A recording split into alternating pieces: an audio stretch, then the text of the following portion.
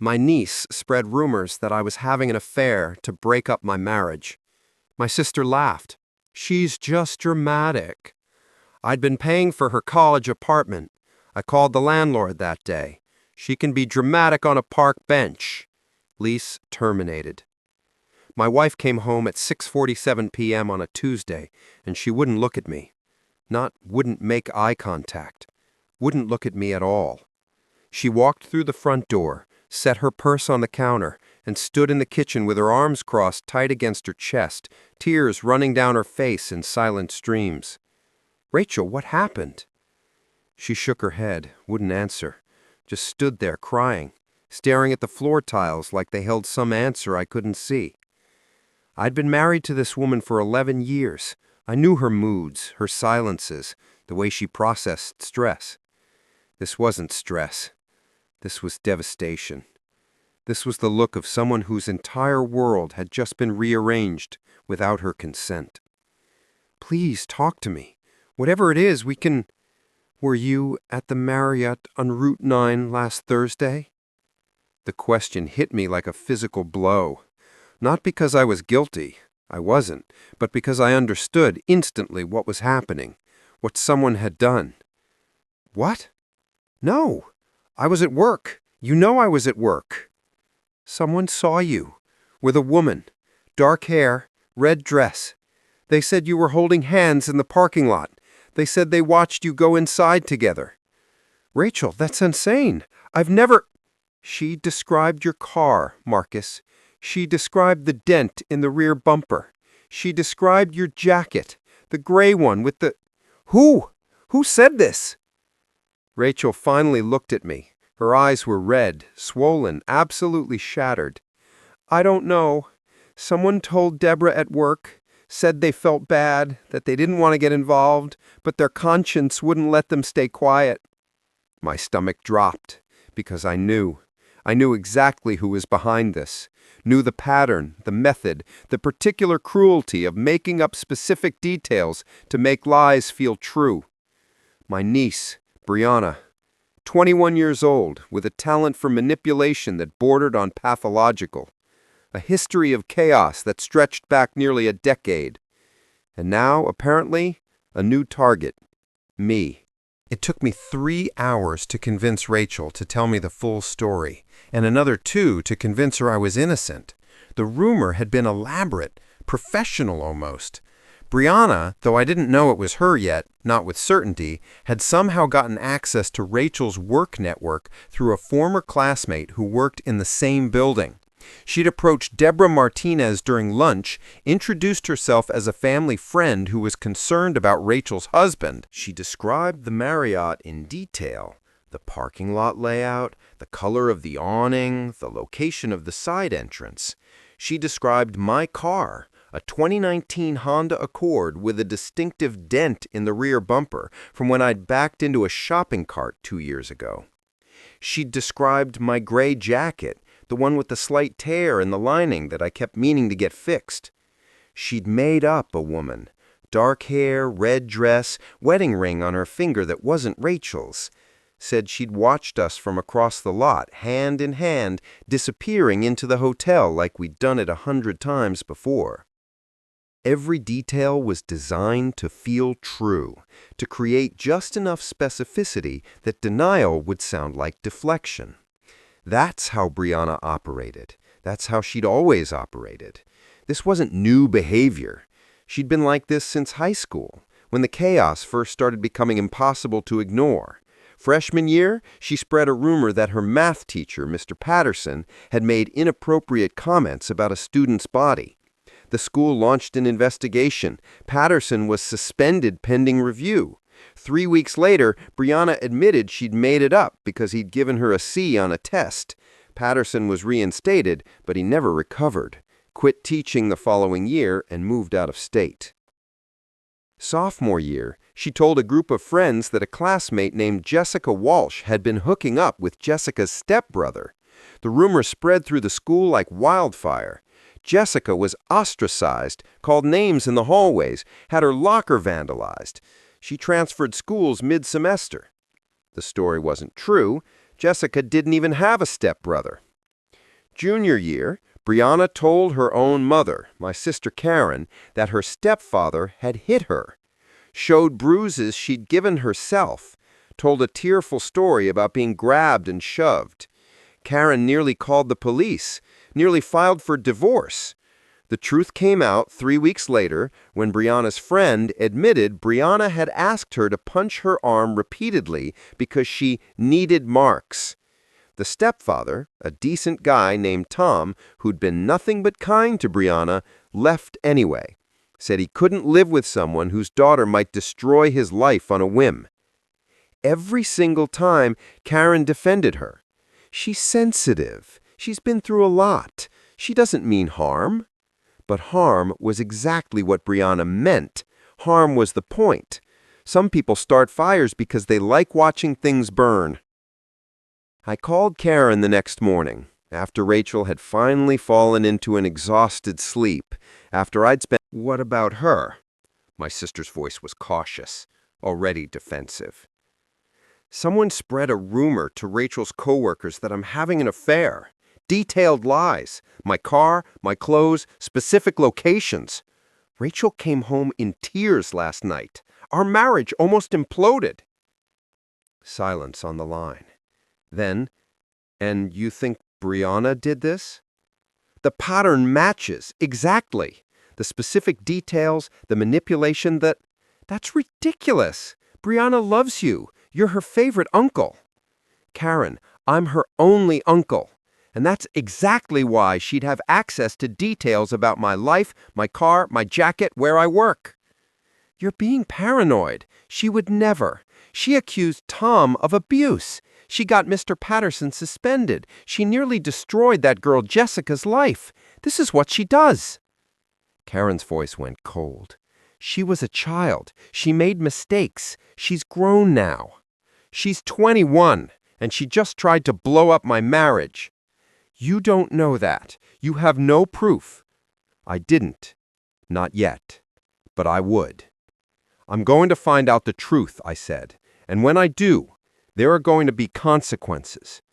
Don't you threaten my daughter, Marcus. I'm not threatening anyone. I'm telling you what's going to happen. I hung up before she could respond. The proof came faster than I expected. Rachel's coworker, Deborah, agreed to meet with me the following Saturday. She was nervous, understandably, but she'd felt terrible about the role she'd played in spreading the rumor and wanted to make it right. The woman who approached me was young, early 20s maybe, blonde hair, very put together. She said her name was Amanda and that she was a friend of Rachel's family. Did she say specifically how she knew us? She said she'd known Rachel since college, that she'd been at your wedding. Rachel and I had met after college. We hadn't had any mutual friends at our wedding from her school days. Brianna, however, had been there, 8 years old at the time, flower girl in a dress my sister picked out. Anything else you remember about her? Deborah thought for a moment. She had this way of talking, really confident, really detailed. She made it sound so real. I didn't even think to question it. Did she leave any contact information? Any way to reach her? No, but Deborah hesitated. She did mention something about being in town for school stuff, said she was staying near the university campus. Brianna went to State, 20 minutes from where Deborah worked. I showed Deborah a photo of Brianna from my sister's Facebook page. Her face went pale. That's her. That's Amanda. But she said, her name is Brianna. She's my niece. Deborah's hand flew to her mouth. Oh my God, I'm so sorry. I had no idea. She seemed so sincere, so concerned. That's how she operates. That's what she does. I thanked Deborah for her honesty and went home to tell Rachel. Here's what Karen didn't know, what nobody in my family seemed to realize about my relationship with Brianna. For 2 years, I'd been paying $1,400 a month for her apartment. The arrangement had started when Brianna got into State and Karen couldn't afford the housing costs. She just finalized her divorce from Tom, was drowning in legal fees and credit card debt, and had come to me in tears at a family dinner. I can't let her dreams die because of money, Karen had sobbed, gripping my arm. She worked so hard to get in. She's the first person in our family to go to a real university. Please, Marcus, you're the only one who can help. I was doing well then. Still am, mostly.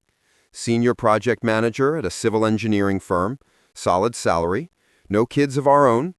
Rachel and I had talked about it and agreed. Family helps family. I paid first month's rent, $1,400. Last month's rent, $1,400. Security deposit, $2,100. I co-signed the lease myself because Brianna had no credit history and Karen's score was destroyed from the divorce. Every month for 2 years, I sent money, sometimes directly to Brianna, sometimes to the landlord when she forgot to make payments on time. 8 months ago, I'd started paying the landlord directly because Brianna had let the rent slip 3 months in a row, claiming she'd been busy with exams. Total investment over 2 years was $33,600 in rent alone, plus the initial deposits, plus the furniture I'd bought her when she moved in, plus the laptop for school, plus the emergency cash advances when she claimed she couldn't afford textbooks or groceries. Close to $45,000 all told. Money Rachel and I had set aside for a house down payment, redirected to help family. And this is how she repaid me? By telling lies designed to destroy my marriage? By making my wife cry in our kitchen, wondering if 11 years together had been built on a lie? I thought about calling Karen again, about explaining what I'd learned, about giving her a chance to make this right. Then I remembered her response when I'd first raised my concerns. She's just dramatic. She'll figure it out. Dramatic. That's what she called it when her daughter systematically tried to destroy my life? Fine. I'd figure it out myself.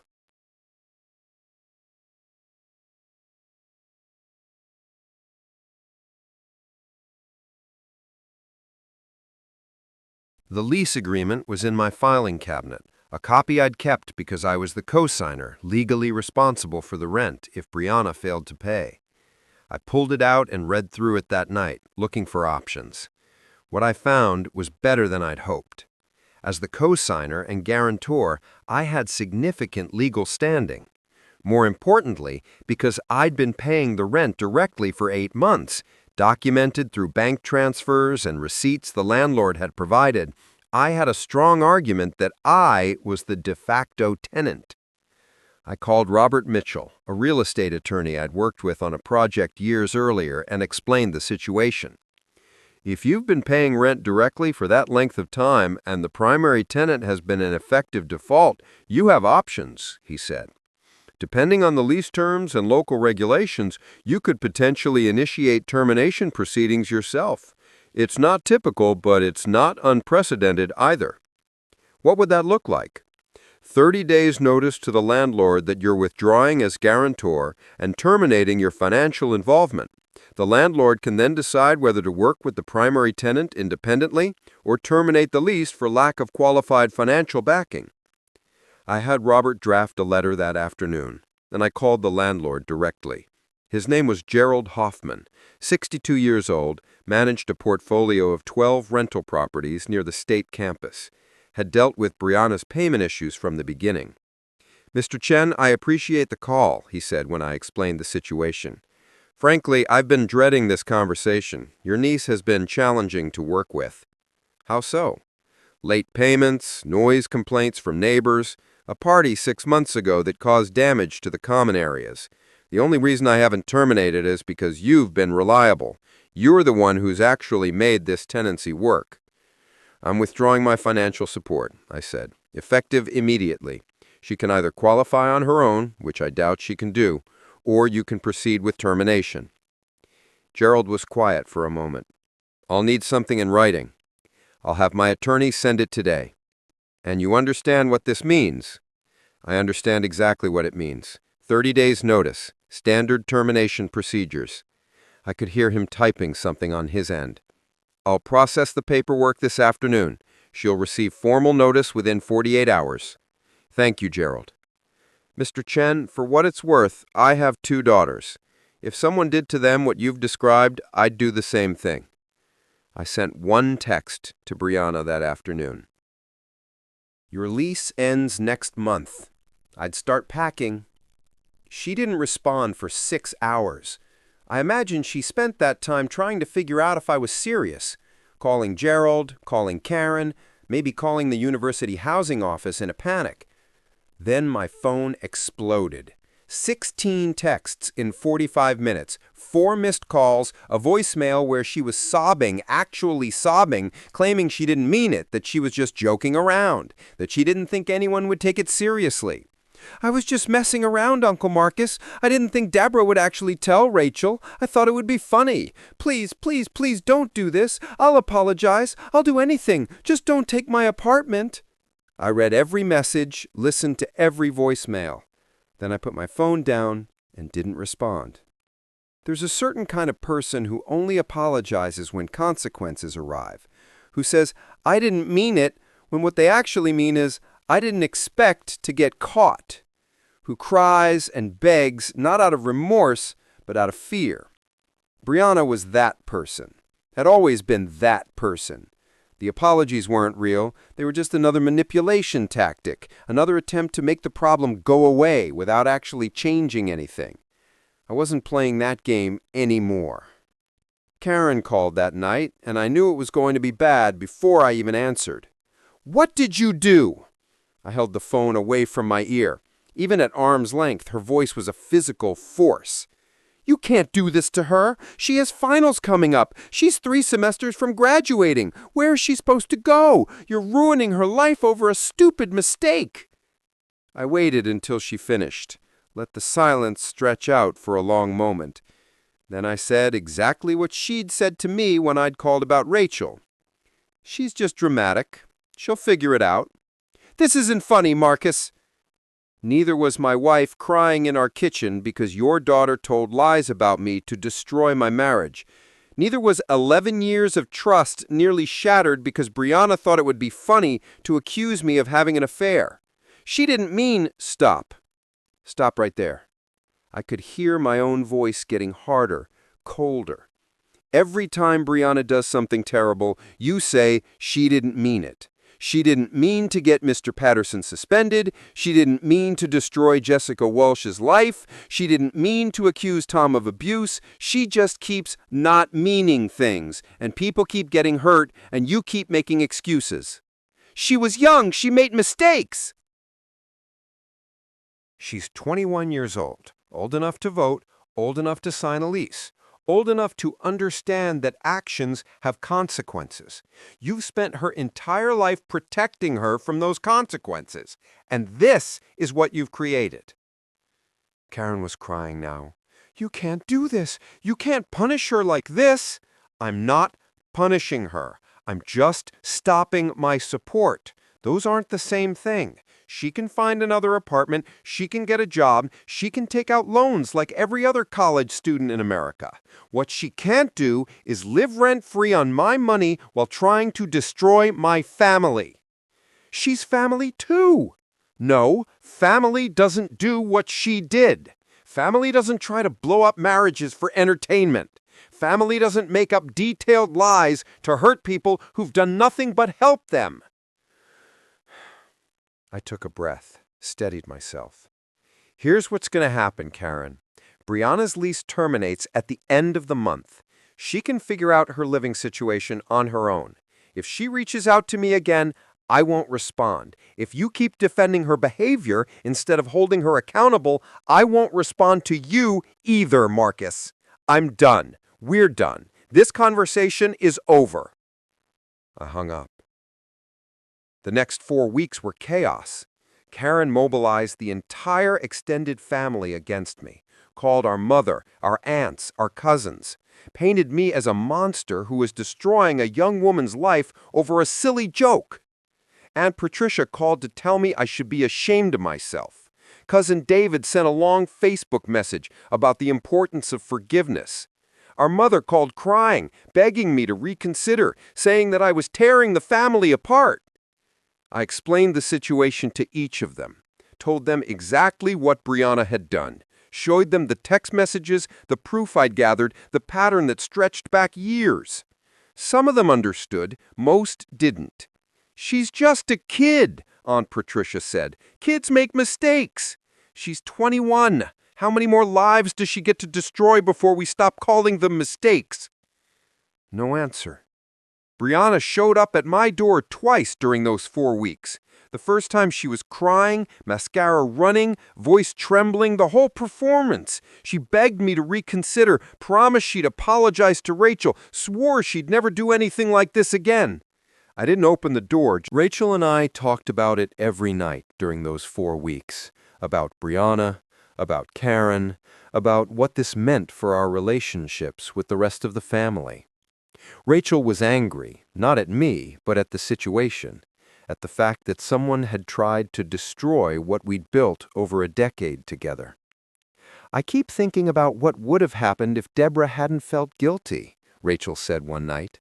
"If I'd never found out it was Brianna, would I have believed the lie forever?" "You would have found out eventually. The truth always comes out, does it? Mr. Patterson never got his reputation back.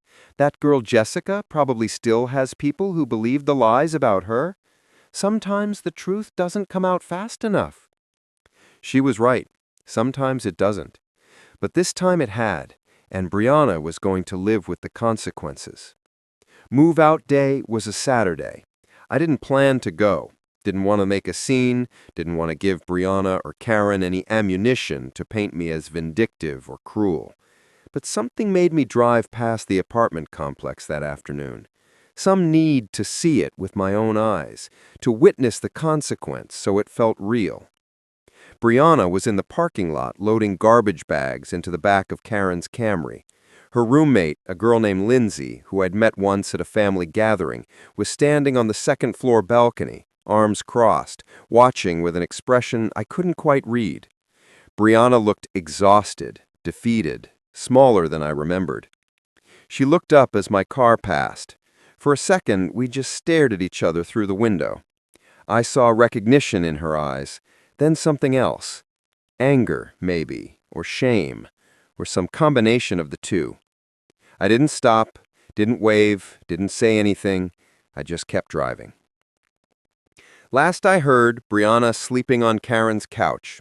The apartment she'd had, the one I'd furnished, that I'd paid for, that had been her home for 2 years, went to someone else a week after she moved out. Gerald found new tenants almost immediately. College towns are like that. Brianna dropped 2 classes because she couldn't handle the commute from Karen's place, which is 45 minutes from campus. Her academic advisor, I heard this through Cousin David, who's apparently the family's designated information broker, told her she might not graduate on time anymore, might need to take an extra semester, which she can't afford, which certainly Karen can't afford. She's apparently looking for a job now, retail probably, or food service, the kind of work she's always looked down on, always assumed she was too good for.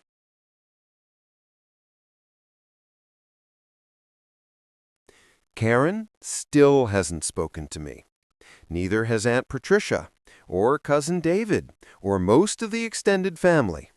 They've chosen their side, and I've been written out of the story. That's fine. I can live with that. But here's the thing about consequences. They don't require other people's approval. I didn't pull Brianna's lease to be vindictive. I didn't do it to punish her, though punishment was certainly deserved. I did it because actions have to mean something. Because spending $45,000 to help someone, only to have them try to destroy your marriage, has to have a consequence beyond a tearful apology and a promise to do better. Brianna spent her entire life learning that she could hurt people without repercussions, that tears and excuses would always be enough, that someone would always step in to shield her from the results of her choices. I was that person for 2 years.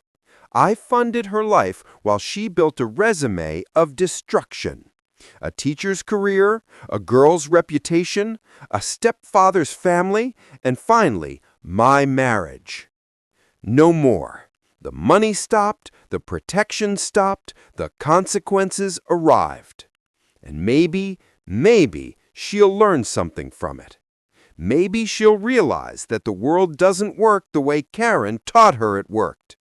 That you can't keep setting fires and expecting someone else to put them out. Or maybe she won't. Maybe she'll just find new people to manipulate, new situations to exploit, new lies to tell. Some people never change, but that's not my responsibility anymore.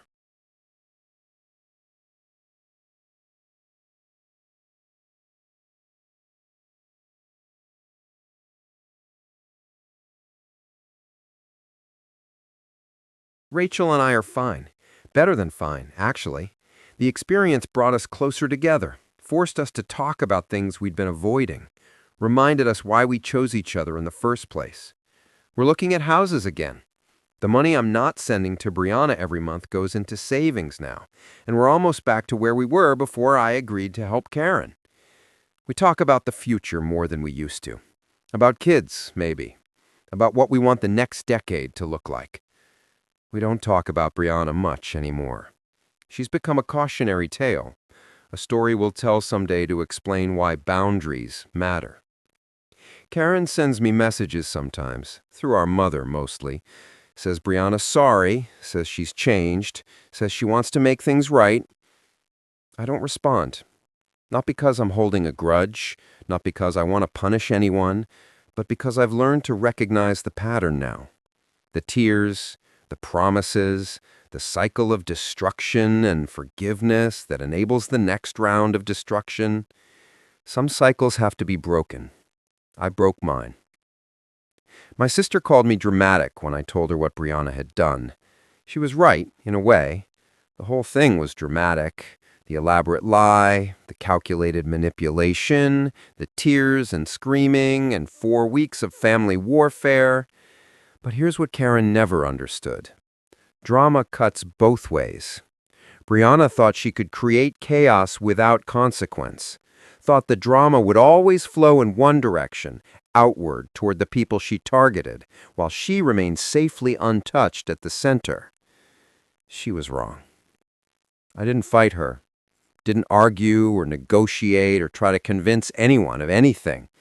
I just stopped participating, withdrew my support, let gravity do the rest.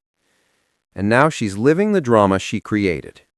Every day, waking up on her mother's couch, every day commuting 45 minutes to classes she can barely keep up with, every day living with the consequences of thinking she could hurt people without cost. That's not revenge. That's just physics.